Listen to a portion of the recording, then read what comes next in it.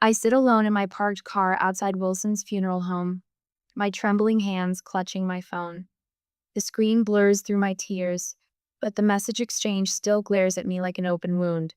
My text: Chloe passed. Funeral in 3 days.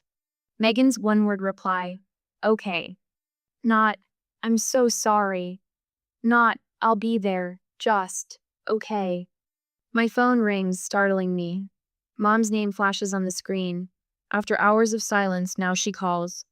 I press the speaker button, unable to trust my voice against my ear. Lauren? Her voice fills the car, too bright for what this day holds. I'm here, I whisper. Honey, about the funeral. She pauses, and something in that hesitation sends ice water down my spine. We can't come. We already promised to help Megan with her housewarming party. The words hang in the air. My mind refuses to process them at first, as if they're spoken in a foreign language. Her housewarming party, I repeat, not a question, a statement of disbelief. It's been planned for weeks, Mom continues, her voice taking on that familiar defensive edge. You know how important this house is to her. More important than Chloe. More important than my daughter's funeral. My child is dead. The words scrape my throat raw. And we're very sorry about that, Mom says, her tone suggesting an inconvenience rather than a tragedy. But Chloe wouldn't want us to disappoint Megan. You know how sensitive she is. The memory crashes over me. Chloe in her hospital bed just 1 week ago, frail, yet somehow still radiating that stubborn light of hers. Her small fingers working colored pencils across paper, creating cheerful drawings for the nurses who'd become like family. Miss Abby likes purple unicorns, she told me seriously, her tongue caught between her teeth in concentration. And Dr. Miller needs a rocket ship because he told me his son loves space. That same day, the doctor had mentioned possible remission, the first hopeful words in months. I'd stepped into the hallway, fingers shaking, as I dialed Mom's number to share what felt like the first breath after drowning. That's nice, honey, Mom had said, distracted. The clinking of glasses in the background. I'm helping Megan pick out curtains for her new house. The blue ones make the living room too dark, don't you think? I'd murmured something vague and turned back to Chloe, to what mattered. And then came that night.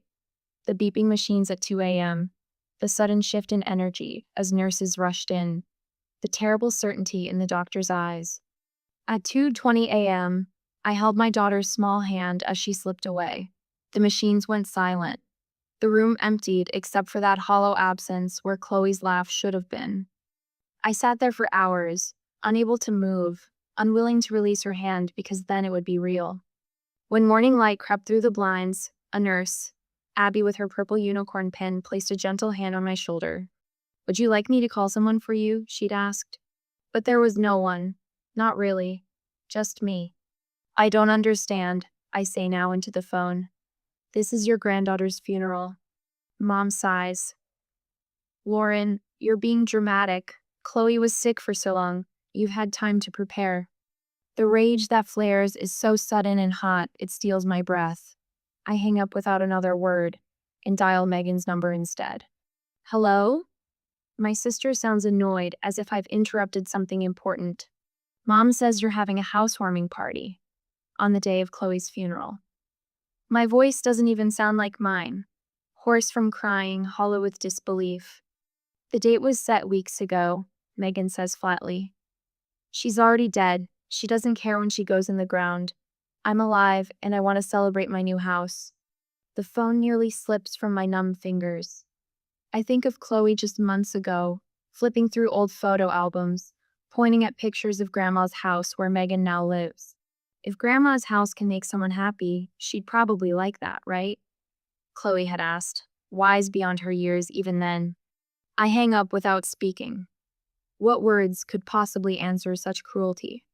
I stare at the funeral home entrance, its dignified columns and dark wooden doors. Inside, they're preparing my daughter's body while her own family prepares for a party. What kind of family, I whisper to the empty car, chooses a housewarming party over their own flesh and blood's funeral? The question hangs unanswered as determination slowly replaces the grief on my face. My hands stop trembling. I reach for my phone again, but this time I dial a different number. Hello, is this the police department? I'd like to report unauthorized use of my property. The weight of my funeral clothes hangs heavy as I sit across from David, my grandmother's lawyer for 30 years. His office smells of old books and coffee, a familiar comfort in a world suddenly devoid of any. My black dress still carries the scent of lilies from Chloe's service. I'm sorry to drag you here today of all days, Lauren. David's glasses slip down his nose as he shuffles through a manila folder. But after your call, I pulled your grandmother's documents immediately. I nod, my throat too raw for words. 4 hours ago, I watched them lower my daughter's casket into the ground, alone. Here it is. David slides a document across his mahogany desk. The deed to your grandmother's house is still in your name. The transfer to your sister was never completed. The words hit me like a physical blow. That can't be right. I gave Megan the keys last year. Giving keys isn't the same as legal transfer. David taps a finger on the document. According to my records, you said the paperwork could wait. A memory surfaces Mom and Ted, my stepfather, sitting at my kitchen table 3 weeks after Grandma's funeral. Their voices urgent, insistent. Megan needs a fresh start after that messy breakup, Mom had said, stirring her tea with quick, nervous movements. You know how much she loved that house.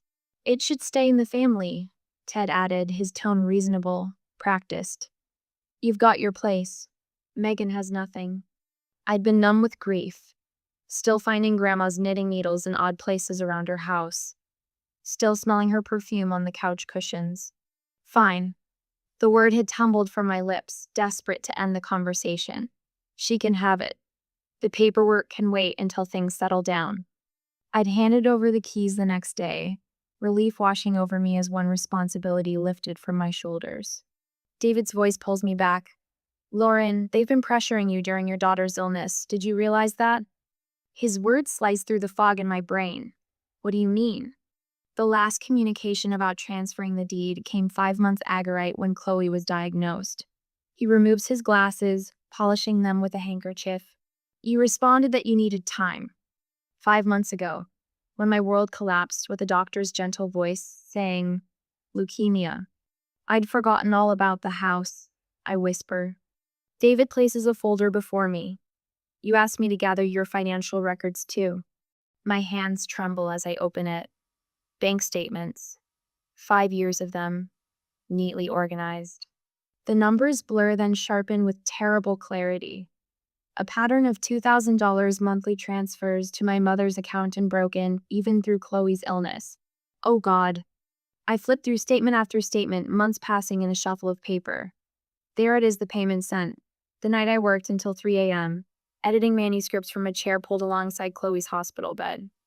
The payment sent the week I maxed out my credit cards to cover medication copays. A separate document catches my eye. A car loan in my mother's name, dated 1 month after Chloe's diagnosis. A $42,000 Mercedes. My phone buzzes. A text message from my mother. Need extra this month. Car insurance went up. How's Chloe doing? My stomach twists as I open Instagram. A post from 2 hours ago during Chloe's funeral appears at the top of my feed. My mother and Megan, champagne glasses raised high, standing in Grandma's kitchen. My grandmother's antique mirror reflects their smiling faces. New beginnings, blessed, new house. I stare at their faces at the timestamp. This wasn't thoughtlessness or poor timing. This was deliberate. A knock at the office door, and David's receptionist pokes her head in. Your ex-husband is here. Says he's been looking for you. Derek steps into the room, his eyes red-rimmed, his suit wrinkled from sitting through the service. Unlike my family, he came. He held my hand as they lowered our daughter into the ground. Lauren, his voice breaks on my name. I went to your place, but you weren't there. I was worried. Did you know? I hold up my phone, showing the Instagram post. Did you know they didn't come because of a party? Derek's face hardens as he takes my phone. Jesus Christ, is that today? A notification pops up on my screen. An email from my tenant in the small rental property I inherited from my father, me only source of steady income during Chloe's illness. Someone claiming to be your mother called saying you're mentally unstable after your daughter's death, and that I should send rent payments to her until further notice. Wanted to check with you directly. The room spins, then steadies with sudden crystal clarity. They didn't just abandon me during the worst moment of my life, I say, rising to my feet. They tried to profit from it. David hands me the house keys and deed from his desk drawer. These are legally yours. What do you want to do? I close my fingers around the cold metal of the keys. In the distance, I hear sirens growing louder. How far would I go to stand up to family who betrayed me at my most vulnerable moment? Would I forgive the unforgivable, or draw a line that could never be uncrossed? The answer comes with the wail of approaching police cars. My phone buzzes for the 5th time today. I let it vibrate against the kitchen counter, watching it dance closer to the edge with each notification. Another flying monkey sent to do my mother's bidding. Lauren, honey, we're all worried about you. My Aunt Carol's voice fills my voicemail. Your mother says you're not thinking clearly. Grief can make us do things we regret. Just let this house thing go. I delete the message without responding. The phone chirps with a text. This time it's Megan. Some people are just toxic. Cutting them out is self-care. Blessed. Boundaries. New chapter. Below her post is a photo of her lounging in what was my grandmother's sunroom. I set the phone face down. There's another certified letter from her lawyer on my counter, still unopened. Half the neighborhood thinks I'm having a mental breakdown. The other half knows exactly what happened. Mrs. Rivera crossed the street yesterday when she saw my mother approaching, then knocked on my door an hour later with a casserole and quiet solidarity in her eyes. I saw what they did, she'd said simply. My husband's family didn't come to our son's funeral either. Chloe's grave is still fresh, the grass not yet grown over the disturbed earth. I kneel beside the small headstone, running my fingers over her name. I always taught you to be kind, sweetheart, I whisper, placing a small bunch of daisies against the cold stone. But I never taught you to stand up for yourself. I won't make that mistake anymore. The words surprised me with their clarity. For weeks, I felt nothing but a hollow ache where my heart should be. But today, something new stirs beneath the grief. Something with edges. What I'm hearing, Dr. Matthews says, leaning forward slightly in her chair, is remarkable clarity about what happened and what needs to happen next. I blink, surprised by her assessment. Is that unusual? In my experience, yes. Most people who suffered both the loss of a child and family betrayal struggle to separate their emotions from their actions. She makes a brief note on her pad. Your anger is justified, Lauren. That night, I finally tackle Chloe's room. Her rock collection lines the windowsill, each one labeled in her careful handwriting. I sleep through the night without waking, without crying. I wake at dawn with something steady in my chest. Not peace, it's too solid for that. Resolve. My mother's face when she opens her front door is a study in manufactured concern. Lauren. Oh, honey, I've been so worried. She reaches for me, arms open for a race I don't step into. Cut the act, Mom. The mug freezes halfway to her lips. Excuse me? I've been supporting you financially for years while you undermined me. My voice is steady, prizing me. Monthly deposits, even while Chloe was sick. We're family, she says, as if this explains everything. You chose the housewarming party over your granddaughter's funeral. Her face hardens, the sympathetic mask slipping. You're still on about that. Lauren, Megan had people coming from out of town. She switches tactics, tears welling. After all I've done for you. Yes, I say quietly. After all you've done. Derek meets me at the lawyer's office, sliding a folder across the table. The house is still in your name. Your grandmother's will is clear. And the financial records? He nods. Bank statements showing regular payments to your mother for the last 5 years. Emails proving they knew about the funeral. His jaw tightens. Lauren, they were taking your money while you were trying to save our daughter's life. My phone buzzes. The meal train group, letting me know dinner will be delivered. My landlord calls next. That woman your mother, she called, claiming you were unstable and might damage the property. I told her to take a hike. My boss follows. Take all the time you need, Lauren. Your job will be here. The police cruiser pulls up behind my car in front of what was once my grandmother's house. Megan's face when she opens the door is first shocked, then furious. What is this? Miss Parker, the officer says, we're here to explain the legal situation regarding this property. For the next 10 minutes, the officers explain she has been living in the property without legal right, that I have documentation proving my ownership. 48 hours, the older officer says. You have 48 hours to vacate the premises. Megan's tantrum escalates as neighbors peek from behind curtains. I stand silent, neither gloating nor retreating. The older officer pauses beside me. My sister lost a child too. Take all the time you need, ma'am. 2 days later, I sit alone in my grandmother's empty living room. The house feels hollow, Megan's presence scrubbed away, but nothing yet to replace it. I run my hand along the bookshelf and feel something tucked behind the classics my grandmother loved. I pull it out, a folded piece of construction paper, close drawing from months ago. I unfold it with trembling fingers. A stick figure with wild hair stands tall, arms outstretched, a red cape flowing behind. Mommy is scrawled across the top in Chloe's handwriting. A superhero. Tears come again, but different this time. Not the drowning waves of grief, but something cleaner, sharper. I won't just survive this, Chloe, I whisper, pressing the drawing to my chest. I'll show you what strength really looks like. The security company van pulls away from the curb. 4 cameras now watch over the property, one at each corner. The technician's words echo in my head. The cameras upload to cloud storage, anything can be deleted. At the bank, I cancel the automatic payments to my mother's account. 5 years of monthly support ended with a signature. Derek emails me the last piece of evidence, of screenshots of our group chat the day Chloe died. My message announcing her passing. Their read receipts. The timestamps showing they'd seen it, known about the funeral, chosen the party anyway. This should be enough, he writes. They can't deny they knew. It's nearly midnight when my phone buzzes with a text from my neighbor across the street. You need to come quickly.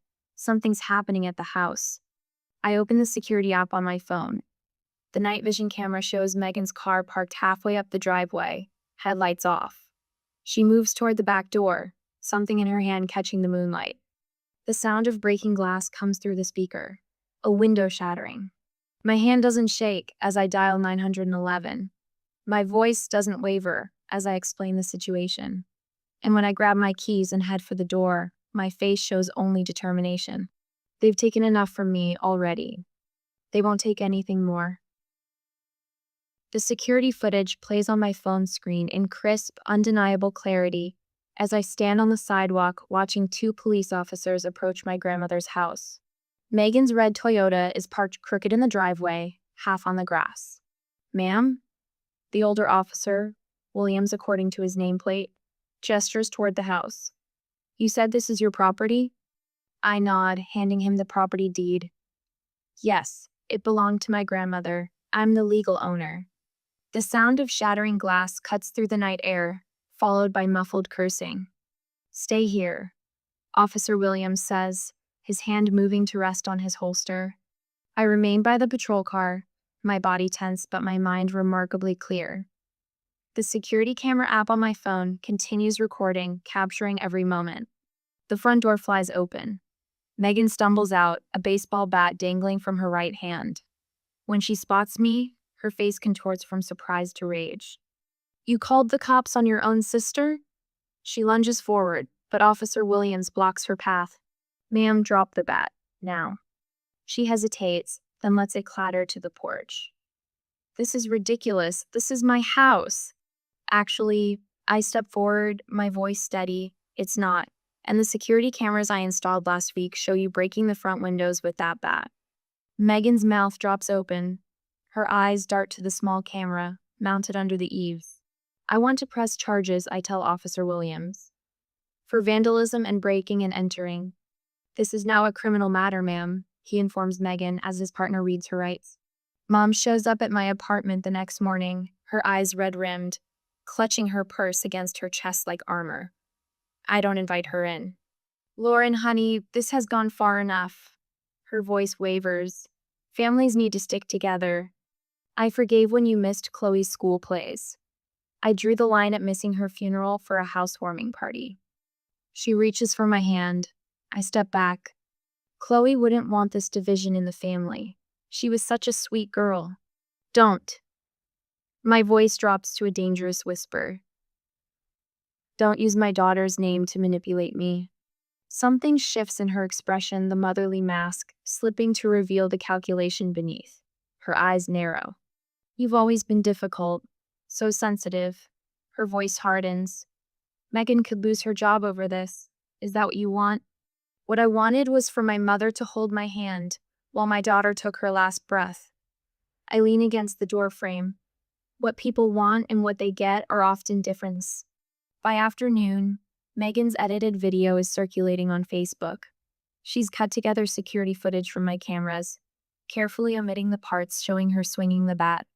Comments pile up beneath it, mostly family members expressing outrage at my cruelty to my homeless sister. I don't respond, don't defend, don't explain. Derek calls me after seeing it. Your cousin Mark asked if I'd seen what Lauren did. I set him straight about what really happened at the funeral. You didn't have to do that. Someone should tell the truth. He pauses. Anyone who was at Chloe's funeral knows that. By evening, 3 mothers from Chloe's school have commented with eyewitness accounts of the empty seats in the front row seats reserved for family who never came. Chloe's oncology nurse shares how she sat with me during those final hours when no one else came. The truth emerges without my intervention, like water finding its way downhill. My lawyer calls on Thursday. The cease and desist letters have been delivered. Both your mother and sister are legally prohibited from posting about you on social media now. Thank you. There's something else. The Community Foundation called. They want to establish a children's cancer research fund in Chloe's name. They've already raised $12,000. My throat tightens. I didn't know.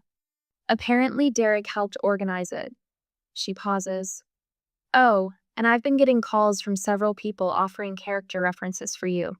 Your former neighbors, Chloe's teachers, even a church group that used to include your mother. I blink in surprise. Mom's church friends? They saw the truth, Lauren. They're not supporting her version anymore. Later that day, my phone buzzes with a text from my neighbor. You should check social media. Megan's employer responded. I find a statement from the county health department. We are aware of the situation involving one of our employees. Ms. Bennett has been placed on administrative leave pending investigation. My phone rings almost immediately. Mom's number. Lauren. She sobs when I answer. The church group is asking questions. Your father's sister saw Megan's video and called me. Our family reputation. Mom, I interrupt quietly. This isn't about reputation. Megan's been suspended. This is your fault. The old Lauren would have apologized. Would have found a way to absorb blame. No, I say simply. This is about choices. After I hang up, 3 text notifications appear from relatives who previously condemned me. Uncle Jim simply reads, I heard what really happened. I'm sorry. Are you sure about this? My lawyer slides the documents across her desk. Once it's done, there's no going back. I pick up the pen, studying the bold type at the top of the page.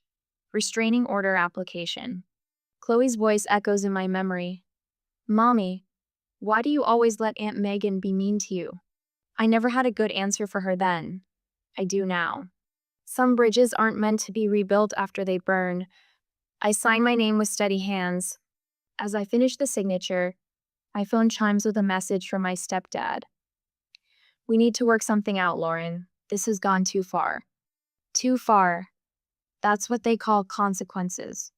Not once has anyone mentioned Chloe's funeral, the empty chairs, the absence when I needed them most. Their concern is only for themselves. I placed the signed restraining order in my lawyer's hands. For the first time since Chloe died, I feel the weight on my chest lighten just a little. It was never about the house. I park my car at the curb, watching as Uncle Todd's minivan pulls up behind me. Aunt Melissa and Cousin Jen climb out, their faces arranged in identical masks of concern. My phone buzzes. Mom. Again. The fifth call in 30 minutes. The front door opens before I reach it. My mother stands there, tears already tracking her makeup. Lauren, honey, we've all been so worried. I step back, allowing them inside without a word. They file past Mom, Todd, Aunt Melissa, Uncle Dave, Cousin Jen, and Uncle Pete. No Megan. Of course. Mom reaches for my arm, but I shift just enough that her fingers brush empty air. Let's sit in the living room, I say, my voice steadier than it has any right to be. The room feels smaller with all of them in it. They take the couch, the armchairs, perching like vultures waiting for something to die. Lauren, Todd begins, clearing his throat. Since you discontinued your support, we've had some financial difficulties. I don't answer. Just wait. We never wanted to bring this up during such a difficult time. Jen says, her voice soft as poison. But we're concerned about your mental state. Grief can do terrible things to a person's judgment. Mom dabs at her eyes with a tissue. First, I lost my granddaughter. Now I feel like I'm losing you too. My fingers find the edge of the folder on the side table. I slide it onto my lap. And there's the issue of your rental property, Todd adds. Several neighbors have mentioned concerns. Said you seemed unstable. Are you finished? I ask. They exchange glances. No one speaks. Good. I stand, moving to the center of the room. I didn't invite you here today for reconciliation. I open the folder and remove a stack of papers. Lauren, we're just trying to, Mom starts. 3 months ago, I interrupt. Megan sent me this text when I told her Chloe was dying. I hold up my phone and read, I know it's hard, but some of us still have lives to live. My housewarming is important too. The room goes quiet. And here, I continue, tapping the screen, is my mother's voicemail from the morning of Chloe's funeral. I press play. Mom's voice fills the room. We promised Megan we'd help with her party. She's been planning it for months. I'm sure Chloe would understand. Aunt Melissa shifts uncomfortably. Uncle Dave stares at his hands. I set down the phone and pull out a stack of papers. These are bank statements showing the $2,000 I sent you every month for the past 5 years, including the 3 months Chloe was in hospice. I let the papers fall on the coffee table. And here are my medical bills from the same period. Todd will meet my eyes now. Here's the security footage from 2 weeks ago. Megan breaking my windows. I place a USB drive beside the papers. The police have it too. I turn to face my mother directly. And here's what you didn't know I had. I press play on another recording. Mom's voice. Lauren's always been too soft. Once Chloe's gone, we'll contest Dorothy's will. The house should have gone to Megan anyway. My mother's face drains of color. I have everything, Mom. Every manipulation. Every lie. The party photos posted during my daughter's funeral. The calls to my landlord. All of it. I walk to the side table and return with a stack of envelopes. This is a restraining order for each of you. I hand them out one by one. This is a lawsuit for property damage for Megan. And this, I place the final document on the table, is the deed to grandmother's house, which I've donated to the Children's Cancer Foundation. Uncle Pete stands up. You can't do that. I already have. The papers were signed yesterday. Mom rises, face twisted. You'll regret this when you're all alone. The laugh that escapes me holds no humor. I was already alone when my daughter died. You made sure of that. I cross to the front door and open it. Our family died the day you chose a party over my daughter's funeral. They file out in shocked silence. No one speaks. No one looks back. When the last one crosses the threshold, I close the door firmly. Not slammed, just closed. I lean against it, letting out a breath that feels like I've been holding it for years. The house is quiet. Empty but somehow fuller than it's been in months. I cross to the window and watch them leave in a parade of cars, faces stiff with shock. The mighty fallen, the manipulators exposed. A week later, I'm watering the potted geraniums on my porch when the mail carrier walks up my drive. Package for you, Miss Bennett. He hands me a thick envelope. I recognize the return address immediately. Megan's lawyer. The weight of it should feel ominous. Instead, I feel nothing but calm as I slide my finger under the flap. Sometimes the greatest peace comes not from forgiveness, but from finally walking away. The butter yellow paint catches morning light as I run my fingers along the freshly finished wall. Chloe's artwork framed in simple wood creates a gallery down the hallway of my new home. The heaviness in my chest has transformed over this past year. Not gone, but different. A companion rather than a crushing weight. My phone buzzes against the kitchen counter. Lauren, it's Derek. I've been thinking about that support group idea. I cradle the phone against my shoulder while watering the potted marigolds. I've already drafted the mission statement. Of course you have. His laugh holds no mockery, just warmth. The community center offered their space for free. Tuesday evenings. I glance at my laptop where the words, after loss, finding strength when family fails you, glow on the screen. It's writing itself, honestly. The cemetery gates stand open, the air crisp with early autumn. Unlike my first visits when each step felt like wading through concrete in me stride, now carries purpose. The polished stone appears before me, Chloe's name catching sunlight. I kneel on the grass, placing her drawing against the headstone. The crayon bright superhero figure me, in Chloe's imagination sports a cape and a determined smile. You made me stronger than I ever knew I could be. Tears come, but they don't drown me anymore. Back home, I change for my therapy group 6 parents who understand the unique grief of outliving their children. No platitudes, no pressure to move on, just honest navigation through impossible terrain. Messages arrive from 3 different friends, real ones, who appeared after the storm, who respect my boundaries and offer support without conditions. The promotion at the medical journal came unexpectedly. Your editing has become more precise, my boss said, deeper somehow. Later, my backyard fills with quiet laughter. Derek and his new wife arrange sunflowers around Chloe's memorial stone. My therapy group friends arrive bearing dishes that steam in the cool evening air. To the family we choose, Carol announces, raising her glass as twilight settles, not the family we're born to. At the children's hospital, I arrange art supplies while children in various stages of treatment gather around the activity table. A woman hovers in the doorway, her eyes holding the shell-shocked look I recognize. First diagnosis? I ask quietly. She nods, tears threatening. Leukemia, 3 days ago. You don't have to answer every call or accept every casserole. I meet her eyes directly. Protect your space. Some people will make this about them. Her shoulders drop slightly. No one said that. You made me feel less alone today, she whispers before leaving. The certified letter arrives on a Tuesday. My mother's handwriting on the return address. I open it calmly, scanning paragraphs about her regret, her pain, her need for reconciliation. I file it away without response and return to my garden.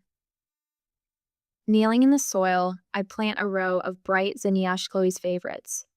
Their orange and pink faces will turn toward the sun, just as she always did.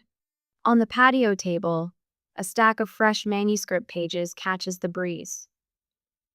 Building Boundaries, Protecting Your Peace reads the title. Miss Lauren? A small voice startles me. Lily, the 8-year-old from next door, stands at the garden gate. What's this stone for? That's for my daughter, Chloe. She loved butterflies. Did she die? Lily asks with the direct simplicity of children. Yes. The word comes easily now. She used to make up songs about caterpillar swinging. Lily touches the stone gently. I bet she was nice. The nicest, I answer, and realize I'm smiling at the memory, not crying. My phone rings. The children's hospital coordinator's name flashes on screen. Lauren, would you consider expanding your art program to our other locations? The families keep asking when you're coming back. As sunset paints the sky, I water the memorial garden one last time.